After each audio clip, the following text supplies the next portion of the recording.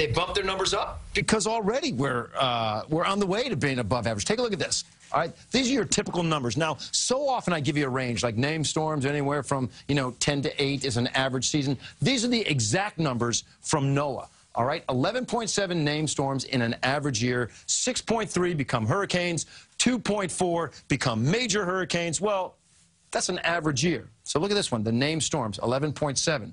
We're already at 5, possibly with 6 brewing out there. Here's our picture in New York City right now. A sunny sky, it's 81, but let's take a look at what we've had as far as temps today. We hit 84, in line with exactly where we should be. But this is the activity in the tropics, all right? We've had Emily, that was our most recent storm. Arlene was a storm for the fish, okay? It didn't affect anybody. Then you had Brett, moved right along the coast of Venezuela, right on the ABC Islands. That's so unusual. Storms don't normally go there. And then you had Cindy, which was around the Yucatan, and then Don almost mirrored the path of Brett. Highly unusual. Then you got to Emily over the peninsula of Florida, and now we're watching around the Cape Verde Islands, which is where tropical activity is so often born and bred. And this is where they become bigger. Cape Verde Islands, shallow water, very, a very probable spot for hurricane activity to develop. This is just an area that we're going to keep our eye on, although we think it's a 50% chance or better that it could get a name or a number. We will watch that one for you. Vortex satellite and radar. Right now we're quiet.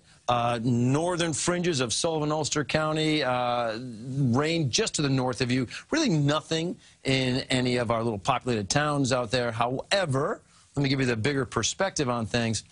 With this low pressure system and its associated front, which is going to pass through the area overnight, and it's going to bring rain here as well. I think the bulk of it, the heaviest stuff, is most likely going to be north and west of New York City. But I think this tail could energize as well so that anybody has a shot. It moves through. You have a good-looking, PM hour for Saturday and a great-looking day on Sunday. So your futurecast looks like this.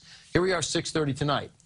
Let's watch what happens as you go through the nighttime hours. 11:30, we're still doing okay. Now, this front may move a little faster than the computer models are picking up, so maybe this is a little closer, but still, we think it's primarily off to our west late night tonight, 11:30, right? Now we get into Saturday morning. Here we are, 8 o'clock. It's lost some of its strength, but not all of its strength, all right? Here's 8 a.m. moving into the area. Now, again, it's not a wall of water. Okay, not everybody's getting it, but this is the frontal passage. And then you look at, like around lunchtime, 12:30. I know you see this big area of some rain well offshore, and like, okay, it's storm for the fish. Not necessarily. This is a computer rendering. This could very easily be moving a little slower and could still be over land. I want you to know the potential is there for the AM hours more so than the PM hours. By the time you get to, say, 3 o'clock, it's even, should be even east of the east end of Long Island. Bigger picture shows you get to Sunday, a good-looking day, and then by late Sunday, 3 p.m., I think more clouds will start to filter in. Not going to ruin the day, not at all, but give you an indication of things to come for Monday. Monday's a wet weather day. All right, let's look at the extended forecast, and here's how everything comes together.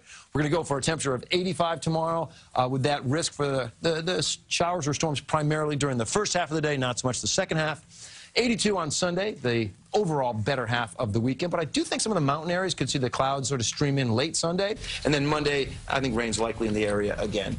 We talked yesterday, and I'll bring you in on the conversation as well, Jess, that this time of year you'd expect to see some 90s sprinkled in there, and they were basically lower 80s. Which we can all agree is I think lower amazing. 80s. That's pretty much, right? that's the sweet spot if you ask me. We'll take it. It's not Thanks, a problem. Lonnie.